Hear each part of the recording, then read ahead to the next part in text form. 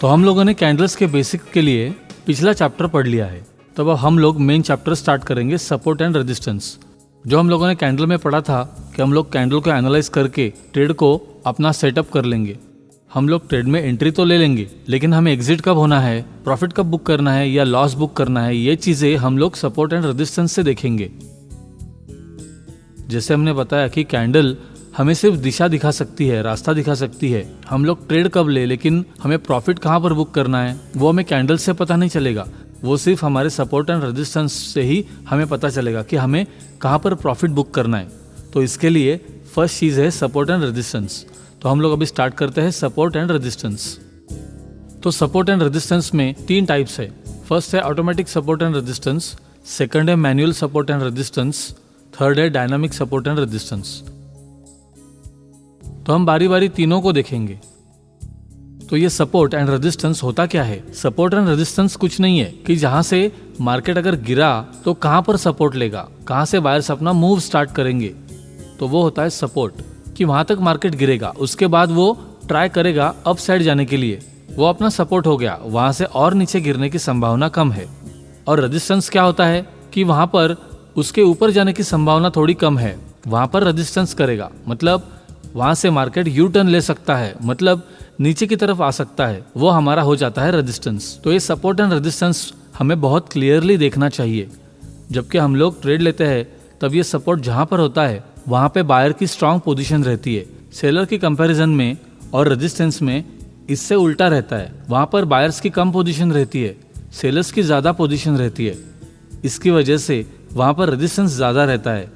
तो पहले बात करते हैं ऑटोमेटिक सपोर्ट एंड रेजिस्टेंस की। ऑटोमेटिक मतलब हमारे एप्लीकेशन के इंडिकेटर्स जो हमें चार्ट में दिखाए हैं वो ऑटोमेटिक सपोर्ट एंड रेजिस्टेंस होते हैं, जिन्हें हम लोग पिवट पॉइंट्स कहते हैं। ये ऑटोमेटिक सपोर्ट एंड रेजिस्टेंस होते हैं, जिसे हम चार्ट पर लगाकर मार्केट की मूवमेंट के हिसाब से कहाँ पे सपोर्ट और कहाँ पर रेजिस्टेंस है ये चेक कर सकते हैं। ये हो गया हमारा पहले type of support and resistance. दूसरा टाइप है manual support and resistance. Manual में क्या होता है, जो हम लोग किसी भी चार्ट पर एनालिसिस करते समय मैन्युअली हॉरिजॉन्टल और ट्रेड लाइन ड्रॉ करते हैं, उसे मैनुअल सपोर्ट और रेजिस्टेंस कहते हैं।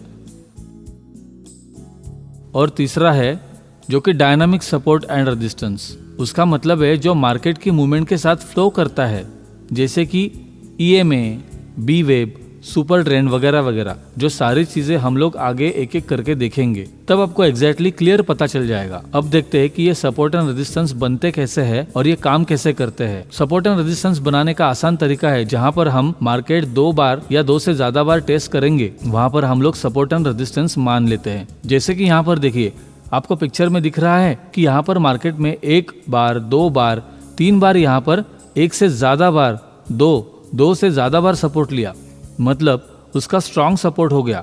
1 बार लिया, 2 बार लिया, वहां तक वो सपोर्ट इतना स्ट्रांग नहीं रहता है। लेकिन यहाँ पे 3 बार सपोर्ट लिया है, 3 और 4 बार, तो ये बहुत स्ट्रांग सपोर्ट हो गया। अगर यहाँ से मार्केट इसको ब्रेक डाउन करता है, यहाँ से ब्रेक डाउन होकर नीचे जाता है, तो हम लोग यहाँ से डाउन साइड का ट्रेल ले सकते हैं। और वैसे ही यहाँ पर रेजिस्टेंस को देखिए, मार्केट 1 बार टच किया, फिर नीचे आ गया, फिर यहाँ पर सपोर्ट लिया, फिर ऊपर गया, लेकिन फिर यहाँ रेजिस्टेंस ने दूसरी बार टच किया और नीचे आ गया, तो ये हो गया उसका रेजिस्टेंस। और अगर यहाँ से तीसरी बार भी ऊपर गया, आगे अगर चार्ट होता तो इसके अंदर अगर आगे ऊपर गया होता, यहाँ से ब्रेकआउट किया होता, तो हम लोग यहाँ पर ट्रेड ले सकते हैं कि यहाँ से ऊपर गया, सस्टेन किया, तो मार्केट और ऊपर जाएगा। अभी ये जो रेजिस्टेंस है ये उसका सपोर्ट बन जाएगा। देखिए यहाँ पर और एक बात है कि जो ये सपोर्ट रहता है, उसके बाद जब ये रेजिस्टेंस ब्रेक करके ऊपर चला जाता है, तो मार्केट यहाँ से जब नीचे आता है तो ये रेजिस्टेंस सपोर्ट में कन्वर्ट हो जाएगा। और वैसे ही जब भी ये मार्केट सपोर्ट तोड़ के नीचे चला गया और फिर ऊपर आने के लिए ट्राई करेगा, तब सपोर्ट रेजिस्टेंस बन जाएगा। तो ये सपोर्ट और रेजिस्टेंस की एक बात है कि जब भी मार्केट ब्रेकआउट करता है तो उसके बाद जो सपोर्ट होता है वो रेजिस्टेंस की तरह काम करता है, और जब रेजिस्टेंस होता है वो सपोर्ट की तरह काम करता है। चलो समझ में आ गया कि ये सपोर्ट और रेजिस्टेंस क्या होता है। अभी हम बैंक निफ्टी के 5 मिनट के चार्ट में देखते हैं, रियल चार्ट में कैसे आइडेंटिफाई करते हैं सपोर्ट एंड रेजिस्टेंस को। तो ये है हमारा चार्ट। देखिए मार्केट मॉर्निंग में यहाँ से गिर गया, बहुत काफी यहाँ पे गिरावट दिखाई दी। उसके बाद क्या हो गया, कि मार्केट थोड़ा कंसोलिडेट हुआ। कंसोलिडेट मतलब मार्केट बहुत गिर गया। यहाँ पर मार्केट बहुत अपसाइड आकर खुला है, तो इसके बाद थोड़े टाइम तक कंसोलिडेट फेज में रहेगा, मतलब ये थोड़ा रेंज बाउंड चलता रहेगा और उसके बाद एक मूव दिखाएगा। ये अपसाइड मूव दिखाएगा या डाउनसाइड मूव दिखाएगा। तो ये जब कंसोलिडेट फेज में रहता है तब मार्केट में हमें ट्रेड नहीं लेना है। रेंज बाउंड मार्केट में हमें कभी भी ट्रेड नहीं करना है, क्योंकि तब मार्केट ऊपर नीचे होते रहता है और हमारा स्टॉप लॉस लगता रहता है। तो इसलिए हमें कंसोलिडेशन जोन में कभी ट्रेड नहीं करना है। रेंज बाउंड मार्केट में हम लोग ट्रेड नहीं करते, हम लोग वेट करते हैं ब्रेकआउट का, और ब्रेकआउट वॉल्यूम के साथ स्ट्रॉन्ग सपोर्ट के ब्रेकआउट हो या स्ट्रॉन्ग रेजिस्टेंस का ब्रेकआउट हो, तभी हम लोग ब्रेकआउट पर ट्रेड करते हैं। ये मैंने ड्राइंग चार्ट ले लिया है। अब यहाँ पे मैं एक लाइन ड्रॉ करूंगा। ये सपोर्ट लाइन हो गई हमारी। देखिए, यहाँ से मार्केट नीचे गया, फिर यहाँ पर थोड़ा कंसोलिडेट हुआ और यहाँ से ऊपर गया, यहाँ से फिर नीचे आ गया, लेकिन इस जगह पर उसने फिर से सपोर्ट लिया। अब जब भी मार्केट, ये हमारी लाइन ड्रॉ हुई है, इसको ब्रेक करेगा, उसके ऊपर हम लोग ट्रेड लेंगे। देखिए, यहाँ पर सपोर्ट हो गया और ये हो गया उसका रेजिस्टेंस। ये देख रहे हो आप, लाइन पे मैंने लाइन ड्रॉ किया है, उसका हो गया रेजिस्टेंस। जब यहाँ पर सपोर्ट लेके यहाँ से ब्रेकआउट देंगे, इस जगह पर हम लोग इसका ट्रेड ले सकते हैं अप साइड के लिए। देखिए, मैंने एक चार्ट ले लिया है, यहाँ से हम लोग ड्राइंग करेंगे, यहाँ से हम लोग ड्राइंग करेंगे। देखिए, ये हो गया इसका सपोर्ट लेवल, दिख रहा है यहाँ पे एग्जैक्टली ये सपोर्ट लेवल हो गया। और मार्केट कहाँ से वापस आ रहा है, इसका ये हो गया है कि हम लोगों ने लाइव मार्केट की 5 मिनट की कैंडल्स मैंने रखा है। तो यहाँ पर देखिए, मैंने सपोर्ट लाइन ड्रॉ कर दिया और मैंने अपना रेजिस्टेंस लाइन ड्रॉ कर दिया। ये हमारे जो मॉर्निंग का लेवल होता है वो बहुत ही क्रूशियल लेवल माना जाता है। हम लोग इस पे ब्रेकआउट पे बहुत फ्रेश ट्रेड लेते हैं। तो ये हमारा मॉर्निंग का बहुत अच्छा एक ओपनिंग लेवल है। तो यही हमारा रेजिस्टेंस हो गया है यहाँ से। तो जैसे ही हमारे सपोर्ट पर देखिए, मार्केट यहाँ पे गया, लेकिन यहाँ से रेजिस्टेंस में वापस आ गया और इस जगह पर जैसे यहाँ से भी सपोर्ट लिया था, वैसे ही यहाँ से मार्केट ने सपोर्ट लिया। और जब भी ये रेजिस्टेंस ब्रेकआउट देता है तो ये हमारी जो कैंडल है, उस कैंडल के ब्रेकआउट पर हम लोग ट्रेड ले सकते हैं। और देखिए, यहाँ से आपको बहुत अच्छी अपसाइड मूव दिखाई देगी। और अगर यहाँ से आप लोगों ने ट्रेड लिया होता तो यहाँ पे हम लोग प्रॉफिट बुक कर सकते हैं। बुक कब करना है, कैसे करना है, वो हम लोग आगे ऑटोमेटिक सपोर्ट एंड रेजिस्टेंस में जबकि पिवॉट सीखेंगे तब पता चलेगा आपको प्रॉफिट बुक कैसे करना है। मैं कई बार रिस्की ट्रेडर्स से भी कहता हूँ, यहाँ से ऊपर हम लोग रिस्क ले सकते हैं। कई बार मैंने अपने प्रीमियम मेंबरशिप में या हम लोगों ने टेलीग्राम चैनल पे हमने दिया है। इसके ऊपर अगर मार्केट गया तो भी मैं ट्रेड के लिए देता हूँ, क्योंकि यहाँ पे मुझे लगा कि ये मेरा एक सपोर्ट हो गया। अगर मार्केट नीचे आ रहा है, जैसे मैंने बोला था कि ये हमारी लोअर कैंडल हो गई, इसको अगर ब्रेकआउट नहीं दे दी तब तक मार्केट बुलिश है। इसको सपोर्ट मान के जब भी ये वाला लेवल ब्रेकआउट होगा इस कैंडल के ऊपर, मैं अपना ट्रेड ले लूंगा। लेकिन यहाँ से मार्केट नीचे आया, मैं ये वाला स्टॉप लॉस लगाऊंगा। तो देखिए, यहाँ से मार्केट यहाँ तक ऊपर आया, फिर नीचे गया, फिर यहाँ से कंसोलिडेट हुआ और फिर मार्केट और ऊपर गया। तो ये रिस्की ट्रेडर्स के लिए है, ठीक है। अगर सेफ ट्रेडिंग करनी है अगर आपको सेफ ट्रेडिंग करनी है तो सेफ ट्रेडिंग के लिए वही चीज़ ठीक है कि जब भी मार्केट ये वाला लेवल ब्रेक करे तब ट्रेड लेना है। ये सेफ ट्रेडर्स के लिए है, ओके। तो समझ गए कि सपोर्ट और रेजिस्टेंस कैसे काम करते हैं। अब हम लोग देखते हैं सेकंड पिक्चर में। देखिए, सेकंड पिक्चर में क्या दिख रहा है कि मार्केट यहाँ से नीचे आया, यहाँ तक नीचे आया, लेकिन उसने ऊपर जाने का ट्राई किया, लेकिन उसका रेजिस्टेंस जोन बन गया। इसके ऊपर मार्केट नहीं जा पाया। यहाँ से देखिए, एक बार आया, यहाँ पे ट्राई किया, लेकिन यहाँ से फिर से सेलर्स ने सेलिंग प्रेशर बनाया, मार्केट नीचे चला गया। लेकिन बायर्स यहाँ पर ये जो रेजिस्टेंस जोन है यहाँ से ऊपर नहीं ले जा पाए। अगर वॉल्यूम के साथ ब्रेकआउट करता है तो मार्केट ऊपर जाता है, लेकिन यहाँ से ऊपर नहीं जा पाया। तो जो बड़े प्लेयर्स होते हैं, सेलर्स होते हैं, उन लोगों ने क्या किया, यहाँ से सेलिंग प्रेशर ज्यादा बना दिया और यहाँ से सेल साइड के लिए ट्रेड लिया। ओके, तो यहाँ पर हमारा एक हो गया। ये लाइन मैं ड्रॉ करता हूँ, ये वाली लाइन देखिए, ये वाली लाइन है इसकी सपोर्ट लाइन। तो मार्केट यहाँ से ऊपर नहीं जा पाएगा। तो यहाँ पर जो सपोर्ट है वहीं पर थोड़े टाइम तक ये कंसोलिडेट कर रहा है। ओके, तो मार्केट ने क्या किया, जो सेलर्स बड़े प्लेयर्स होते हैं वो लोग ये वाला ऐसा लगा सकते हैं या फिर ये वाला ऐसा लगाकर डाउन साइड के लिए ट्रेड लेते हैं। तो जब भी ये रेजिस्टेंस है, यहाँ पर ये जो सपोर्ट है, यहाँ से देखिए यहाँ पर ये जो सपोर्ट है उसे नहीं तोड़ रहा है, मार्केट यहाँ पे कंसोलिडेट कर रहा है। यहाँ पर देखिए, एक और लाइन में ड्रॉ कर देता हूँ, ये वाली। मार्केट देखिए यहाँ पर रेंज बाउंड में रहा, ये 5 मिनट की कैंडल से तो मार्केट रेंज बाउंड रहा। जैसे ही मार्केट ने ये लाइन ब्रेक की अच्छे वॉल्यूम के साथ, तो फिर देखिए यहाँ से बहुत अच्छा आपको डाउन साइड के लिए ट्रेड मिला है। तो जब भी ये सपोर्ट और रेजिस्टेंस ब्रेक करता है तो बहुत अच्छा अप साइड या डाउन साइड में मार्केट में वोलेटिलिटी होती है, तब अच्छा मुंह दिखाता है। यहाँ एक और चीज हम लोगों को देखने मिल रही है कि जैसे यहाँ से मार्केट नीचे गया, पहले सपोर्ट था, लेकिन ये ब्रेक करने यहाँ से ये वाली कैंडल ने इसे ब्रेक कर दिया। तो देखिए यहाँ से फिर ऊपर जाने के लिए ये जो सपोर्ट था पहले वो एक रेजिस्टेंस जैसे बन गया। तो यहाँ से ऊपर जाने के लिए ब्रेकआउट के लिए ट्राई कर रहा है, लेकिन जा नहीं पा रहा है। मार्केट ऊपर ब्रेकआउट के लिए ट्राई कर रहा है, यहाँ से मार्केट ऊपर जाने के लिए, लेकिन जा नहीं पा रहा है। तो यहाँ पर देखिए सेलिंग प्रेशर इतना बढ़ गया कि मार्केट यहाँ से नीचे और नीचे जाता गया।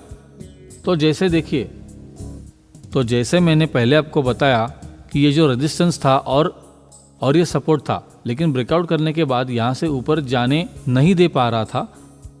तो ये जो सपोर्ट था वो रेजिस्टेंस की तरह वर्क करने लगा, ये रेजिस्टेंस की तरह वर्क करने लगा है और स्मॉल सपोर्ट की तरह वर्क करने लग गया। जैसे ही ये स्मॉल सपोर्ट टूटा तो ये मार्केट बहुत अच्छा नीचे डाउन साइड तक गया। ओके, तो कोई भी सपोर्ट और रेजिस्टेंस ये लेवल 2 बार टेस्ट हो जाता है तो 80% टाइम वो ब्रेक कर ही देता है।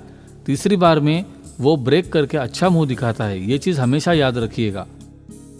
तो ये मोस्ट इम्पॉर्टेंट फंडामेंटल है जो बहुत ही जरूरी होता है ट्रेड लेने के लिए। और भी कंडीशंस होती है, पर इस बार आप इसके ऊपर ट्रेड कर सकते हैं। 80% 90% ये ट्रेड सही रहते हैं। ओके, तो हम लोग ये देख लेते हैं कि ऑटोमेटिक सपोर्ट और रेजिस्टेंस क्या होता है।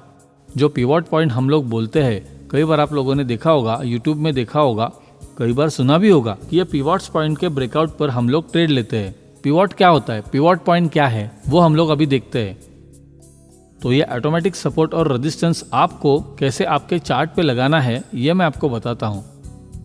तो पहले आपका कोई भी ब्रोकर हो, सब में ये स्टडीज और टूल्स दिए ही जाते हैं। तो मैं मोस्टली अपस्टॉक्स यूज करता हूँ ट्रेडिंग के लिए, तो मैं इसमें बताता जाऊंगा। वैसे आप अपने ऐप पे चार्ट पर देखते जाना और करते जाना, आसानी से प्रैक्टिकल हो जाएगा और समझ में भी आ जाएगा कि कैसे वर्क करता है। तो मैं यहाँ पर पिवट पॉइंट ऐड करना चाहता हूँ, तो यहाँ से मेरी स्टडी में जाकर पिवट पॉइंट सर्च करूंगा, तो उसके बाद पिवट पॉइंट मुझे दिखेगा। उस पर क्लिक करने के बाद उसका सेटिंग खुलेगा। ये उसके पिवट पॉइंट का ऑटोमेटिक ये हमारे सपोर्ट एंड रेजिस्टेंस खुल जाते हैं। उसके बाद हमें उस पर क्लिक करना है तो उसका सेटिंग खुलेगा। उसमें हमें स्टैंडर्ड नहीं, फिबोनाची सिलेक्ट करना है। ये पिवट पॉइंट्स का फार्मूला होता है। अगर आपको गूगल करना है तो उसके फार्मूलाज भी आपको गूगल पे मिल जाएंगे। अगर उसके अंदर आप लोगों ने सारे प्रीवियस डे के सपोर्ट और रेजिस्टेंस रहते हैं, वो अगर आप लोगों ने डाले लेवल्स, वो अगर आप लोग सारे लेवल्स डालते हो तो ये सारी लेवल्स आपको मिलेगी नेक्स्ट डे के लिए। ये सारे जो सपोर्ट एंड रेजिस्टेंस से दिख रहे पिवट पॉइंट्स में जब दिन स्टार्ट होता है तब वो वहां पर पहले से ही आ जाते हैं। एक और सेटिंग मैं आपको बताता हूँ कि ये जो पिवट पॉइंट्स का शेडिंग का है, यहाँ पे शेडिंग आप लोगों को क्लिक कर देना है। फिबोनाची सिलेक्ट करने के बाद आपके चार्ट उस हिसाब से कैलकुलेट होकर थोड़े लेवल्स चेंज हो जाएंगे। एक और सेटिंग हम यहाँ करेंगे कि सेटिंग्स में जाकर उसके शेडिंग कलर को हम लोग ठीक कर देंगे, जिससे हमें आसानी होगी सपोर्ट एंड रेजिस्टेंस ट्रैक करने में। तो ये जो सपोर्ट एंड रेजिस्टेंस के लेवल होते हैं वो बहुत अच्छी तरीके से काम करते हैं। सपोर्ट की तरह और रेजिस्टेंस की तरह इसमें 3 सपोर्ट दिखाया गया, सपोर्ट 1, सपोर्ट 2 और सपोर्ट 3।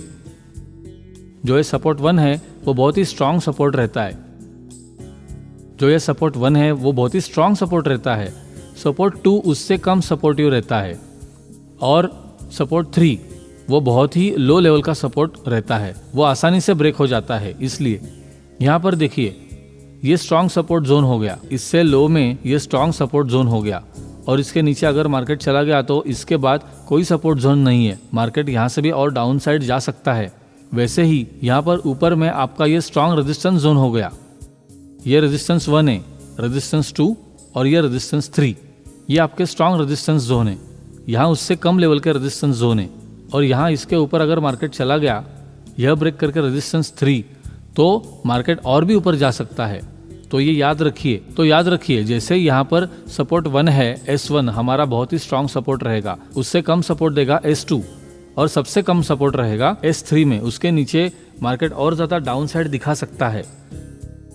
वैसे ही R1 ये स्ट्रॉन्ग रेजिस्टेंस हो गया, ये R2 स्ट्रॉन्ग उससे कम स्ट्रॉन्ग रेजिस्टेंस है, और ये R3 उससे और कम स्ट्रॉन्ग रेजिस्टेंस रहेगा। तो ये जब रेजिस्टेंस तोड़ेगा R3 तो मार्केट और भी ऊपर चला जा सकता है। तो जब भी मार्केट R3 या S3 तोड़ता है तो फिर क्या करना है, उसके बाद आपको यहाँ पर कोई रेजिस्टेंस, अगर मार्केट ऊपर जा रहा है तो अगर यहाँ से R3 इसने तोड़ दिया तो उसके ऊपर आपको कहीं पे रेजिस्टेंस नहीं दिखेंगे। तो आपको कहाँ पर प्रॉफिट बुक करना है, तो उसके लिए आपको मैन्युअली प्रीवियस सारे चार्ट्स को चेक करने के बाद आपको पता चलेगा कि ये लेवल है मार्केट का। उसके बाद मार्केट यहाँ पर रेजिस्टेंस दे सकता है, यहाँ से उसका रेजिस्टेंस जोन है, तो वहाँ पर आपको प्रॉफिट बुक करना पड़ेगा। वैसे ही जब मार्केट गिर रहा है, यहाँ पे सपोर्ट 3 को भी तोड़कर मार्केट और गिर रहा है, तो आपको पता नहीं चलेगा कि आप कहाँ पर आपका प्रॉफिट बुक करोगे। तो इसके लिए आपको प्रीवियस डेज के चार्ट पे से देखना पड़ेगा कि मार्केट कहाँ पर हॉल्ट हुआ है, तो वहाँ पर आप बुक कर सकते हैं। ओके, तो ये आपका ऑटोमेटिक वाला सपोर्ट और रेजिस्टेंस, जिसको हम लोग बोलते हैं पिवट पॉइंट्स, ये समझ चुके हैं। ओके, तो ये मैंने 5 मिनट में रखे हैं। 5 मिनट वाले जो सपोर्ट और रेजिस्टेंस की ये जो कैंडल बनती है उसका लेवल अलग अलग होता है, वो थोड़ी कम स्ट्रांग रहती है। जब 5 मिनट के ऊपर आप लोग 10 मिनट या 15 मिनट करोगे इंट्राडे के लिए, जैसे हम लोगों ने देखा कि कई लोग जो स्कैल्पर्स होते हैं वो लोग 1 मिनट, 3 मिनट, 5 मिनट की ट्रेड यूज़ करते हैं, लेकिन अगर हमें 10 से 15 मिनट का ट्रेड लेना है तो हमें उससे ज़्यादा होल्ड करना है। तो हम लोग मोस्टली 10 मिनट या 15 मिनट की, 10 से 15 मिनट की ही कैंडल्स यूज़ करेंगे। मोस्टली मैं 15 मिनट या 10 मिनट पर ही ट्रेड करता हूँ। ओके, तो मैं आप लोगों को वो भी सेटिंग सजेस्ट करूँगा कि आप लोग 10 मिनट या मैक्सिमम 15 मिनट इंट्राडे के लिए इनफ है। ओके, तो ये समझ में आ गया कि पिवट पॉइंट्स कैसे काम करते हैं। अब लाइव चार्ट पे हम लोग देखेंगे कि ये कैसे वर्क करता है। लाइव चार्ट में आपको दिखा देता हूँ कि आपको करना क्या था स्टडीज में जाकर। पिवट पॉइंट्स में यहाँ पे इस टाइप कर देता हूँ। ये पिवट पॉइंट हो गए। ये पिवट पॉइंट का हम लोगों को सेटिंग चेंज करना है सिर्फ।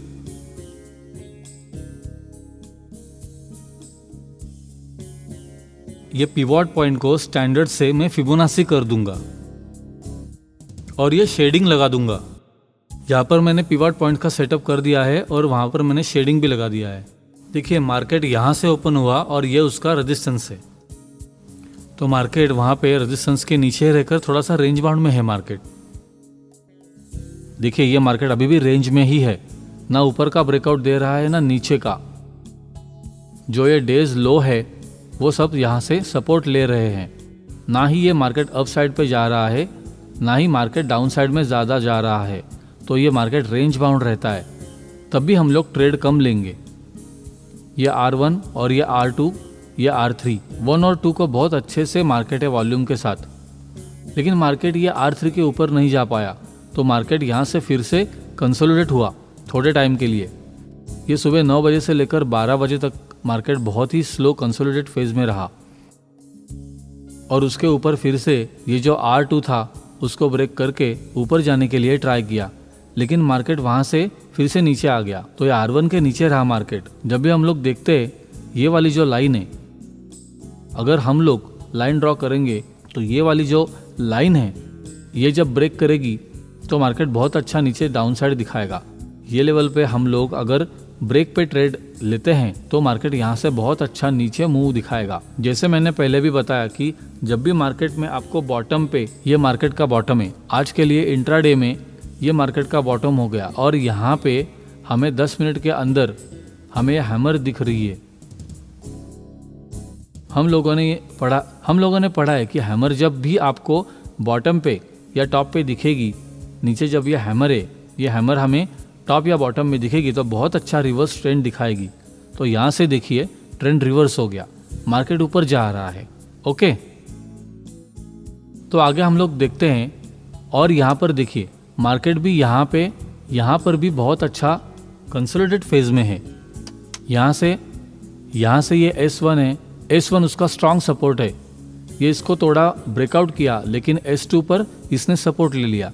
फिर ऊपर जाते हुए यहाँ पर S1 के ऊपर अच्छे से नहीं जा पा रहा है, मतलब S1 के ऊपर मार्केट सस्टेन नहीं कर पा रहा है, उसके बार बार नीचे ही आ रहा है।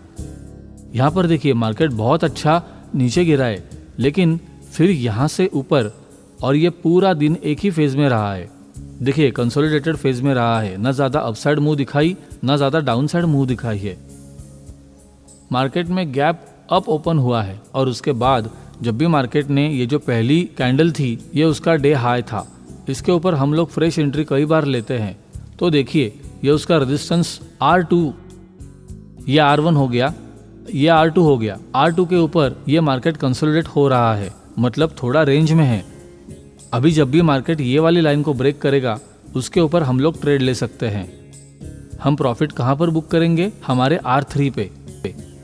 अगर R3 के ऊपर भी अच्छे सस्टेन करता है तो हमें प्रीवियस डेज चेक करने पड़ेंगे कि कहाँ पर हम लोग प्रॉफिट बुक कर सकते हैं। देखिए R3 के ऊपर अच्छे से सस्टेन कर दिया तो मार्केट बहुत सारा ऊपर चला गया। वैसे ही ये S3 जब होता है, S3 तोड़ के नीचे चला जाता है तो मार्केट बहुत सारा नीचे डाउन साइड दिखा सकता है। ओके, तो हम लोग आगे और देखते हैं। यहाँ पर वो अच्छा कुछ वोलाटाइल है मार्केट में। यहाँ पर हम लोग देखेंगे ये हमारा सपोर्ट है, ये हमारा हो गया सपोर्ट S1। मार्केट जब भी S1 के ऊपर यहाँ पर कंसोलिडेट कर रहा है, और जब भी ये मार्केट S1 हमारा ब्रेक करेगा, ये वाली लाइन जब भी मार्केट ब्रेक करेगा, उसके बाद हम लोग ट्रेड लेंगे।